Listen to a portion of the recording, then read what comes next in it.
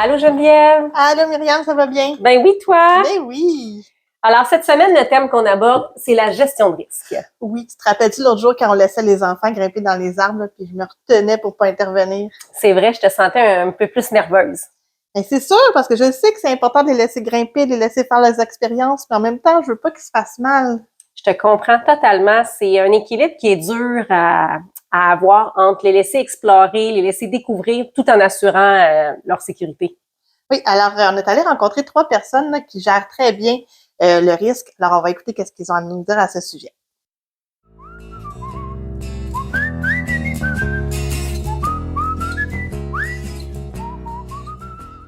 Comment tu fais en milieu naturel pour gérer les risques? C'est quels risques que tu peux rencontrer? Puis... Ben, en fait, il y a toutes sortes de risques. Je te dirais qu'il y a les risques physiques, tu sais, parce qu'on joue dans l'eau. Bon, il peut y avoir des risques de noyade que je vois pas, mais ça pourrait. Je vois des risques tu sais, parce qu'à un moment donné, on a joué sur une petite surface de glace, la glace cassée. Mais je savais que c'était pas un ravin qui était en dessous, on va là jouer tout le temps, mais l'eau est à la limite des bottes et tout ça. Fait que ça, il y a des risques de blessures, c'est certain. Il y a des risques de piqûres, c'est certain. C'est déjà arrivé. Il y a aussi les risques de peur démesurée. Puis ça, je fais attention à ça parce que je me dis, je ne veux pas me retrouver avec des enfants qui, après ça, veulent plus rien faire parce qu'ils ont eu drôlement peur.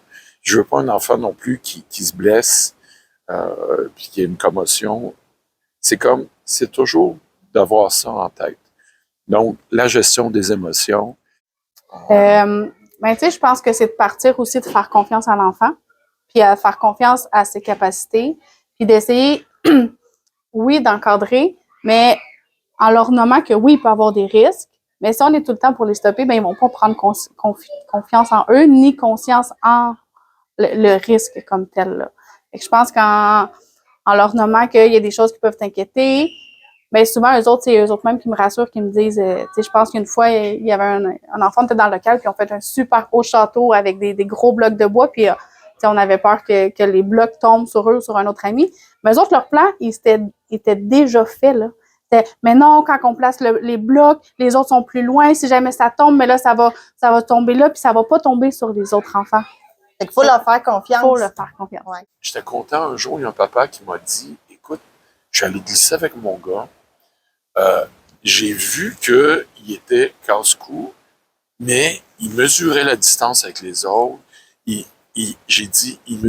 calculait avant de faire ses affaires. Il prenait des risques, mais il calculait. Je me suis dit, wow! Puis il était en mesure d'expliquer à son père, puis il disait, attends une minute, là. Moi, je glisse pas de même, là. Ça, c'est un succès. Ah oui, vraiment. Oui, est-ce qu'il peut y avoir des accidents? Bien sûr.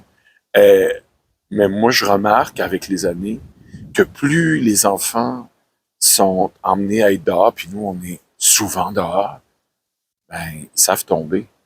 Oui. Quand j'arrive avec un enfant de 5 ans qui saute d'une chaise, par exemple, avec les genoux barrés, je suis franchement inquiet, là. Tu sais, quand je vois une petite fille de 5 ans qui est grimpée dans un arbre, puis qu'elle se colle le ventre, puis ça me fait vraiment pas peur, mais le petit gars qui saute les genoux barrés, ça me terrifie. C'est vrai qu'on a souvent tendance à sous-estimer leurs capacités, hein, parce qu'ils sont capables des fois de le faire par eux-mêmes. Alors, il suffit juste de leur faire confiance. C'est vrai. Alors laisser un petit peu de liberté, ça leur permet de prendre des risques là, qui sont calculés. Oui. Alors là, on s'est questionné sur c'était quoi les règles de base qu'on met en place. Alors, on va les écouter. Au début de chaque sortie, là, je vais dire mes règles de base. Là. Donc, je te vois, tu me vois. Et après ça, ben, j'agis avec mon cœur, là, avec la nature, avec les autres, puis avec soi-même. Puis ça, je le nomme toujours si j'agis avec mon cœur, avec soi-même, c'est s'il y a un enfant qui dit comme vas-y, grimpe dans l'arbre, t'es capable. Puis toi, t'as pas envie de le faire, ben t'as le droit de pas le faire. T'sais, ça, c'est d'agir avec ton cœur envers toi-même. Puis sinon, c'est ça. Sinon, il y a ma règle de quand je fais le cri du hibou, ben tu viens me voir. J'établis pas comme toutes les consignes de prise de risque dès le départ, là, parce qu'il pourrait en avoir tellement, là, de comme, quand tu grimpes dans un arbre, ben là, faut peut-être 3 points d'appui, que ça ferait que ça surchargerait les enfants. Tout le temps rester à l'affût après ça, quand les enfants vont se mettre à jouer, on le voit là vers quoi ils vont s'enligner. Puis quand tu regardes l'environnement, tu vois s'il y a des beaux arbres à grimper. Il y a de fortes chances qu'ils aillent vers là. Fait que là, je vais me mettre en mode comme OK, ils vont grimper dans les arbres, je vais être proche des arbres, je vais être prête à intervenir aux besoins. Donc c'est ça. Ben, c'est chouette parce que tu ne bombardes pas l'enfant de consignes dès le départ. Là. Tu Non, vas c'est vraiment ça. sur le moment. Là. Ouais. Ben, la principale règle, c'est de toujours voir un adulte, de toujours voir une éducatrice. C'est sûr que dans les premières sorties, on essaie qu'ils restent vraiment plus près de nous. Puis après ça, bon, on les laisse aller un peu plus. De pas manger rien, c'est sûr, là. Qu'est-ce qui est de la forêt, là, de pas. Puis souvent, c'est les brancher vers le bas pour éviter qu'ils frappent quelqu'un autour d'eux autres. Puis quand on fait des déplacements sur le Mont-Royal, ben il y a un éducateur derrière, il y a un éducateur devant. Ça, c'est tu restes pas derrière puis tu vas pas devant. Ça, c'est la règle vraiment super importante. Au niveau des bâtons aussi, on a des règles de toujours les emmener vers le bas, de regarder s'il y a d'autres enfants qui sont à proximité. Ça, c'est... Dans le fond, là, il y a vraiment pas beaucoup de règles. Il y a la règle principale de je te vois, tu me vois, où on enseigne aux enfants là, qu'ils doivent toujours nous voir et toujours nous entendre. Oui, mais il y a quand même des risques plus spécifiques, hein, comme l'utilisation de branches, jouer près d'un cours d'eau ou la manipulation d'outils. Alors, on va aller voir comment eux, ils gèrent ça. Parfait. Puis comment tu gères, mettons, les jeux de chamaille, justement? C'est une bonne question. Puis ben, je vais regarder comment se passe le jeu en premier. Je vais observer, je vais analyser, tu sais, est-ce que sont dans l'exagération puis qu'ils font pas du tout attention, ou ils ont quand même une certaine conscience de que c'est du jeu, qu'ils veulent pas faire mal à l'autre. Fait que je vais observer. Si tout se passe bien, je dirais rien. Tu sais, je pense pas que c'est nécessaire de le dire. Les jeux de combat, par contre, ça emmène à mettre un cadre parfois. Tu sais, dire, OK, on fait semblant, première des choses. Si on utilise des objets comme des bâtons, soit, et c'est que les bâtons, ça ne touche jamais à la peau. C'est vraiment De décortiquer, là. de décortiquer, de regarder. Toujours emmener la notion de plaisir, de consentement. Tu sais, puis des fois, quand on fait des jeux turbulents à l'intérieur, ben, il y a même des limites physiques. Tu sais, de dire, bon, ben, quand ton compagnon dépasse le tapis, t'arrêtes, là. Oui, parce que tu as des épées en bois dans ton local. Oui, j'ai des épées en bois dans mon local. J'adore ça. D'ailleurs, je travaille avec les 3, 5, 4 ans maintenant, puis je pense que je vais en racheter. Puis comment vous gérez, par exemple, un enfant qui grimpe dans un arbre? Est-ce que vous le laissez grimper dans tous les arbres ou est-ce que y a-t-il des règles par rapport à ça? Non, c'est sûr que pour nous aussi de respecter la nature, la biodiversité, c'est important. Fait que, tu sais, si on voit que de grimper dans un arbre qui est trop petit, trop fragile, qui pourrait se briser, mais tu sais, on va leur nommer, mais on va leur expliquer à l'enfant aussi pourquoi que cet arbre-là, on le permet, puis l'autre, on l'accepterait pas. Puis, souvent, quand que nous, si l'enfant est rendu un peu haut puis qu'on pourrait pas nécessairement l'attraper, ben là, moi, je suis plus confortable avec ça. Fait que je lui nomme que là, ça m'inquiète. OK. C'est sûr qu'on n'est pas dans un milieu avec un filet de sécurité non plus, là. Mais c'est sûr que là, comme c'est l'hiver, il y a de la neige, ben là, on peut leur permettre. C'est moins dangereux. Il y a comme un coussin absorbant. Oui. Comment tu gères tes cours d'eau? Parce que tu sais que tu avais beaucoup accès à des cours d'eau. Fait que comment tu gères ça? Ouais. Parce que des fois, certaines personnes peuvent avoir plus peur. Oui.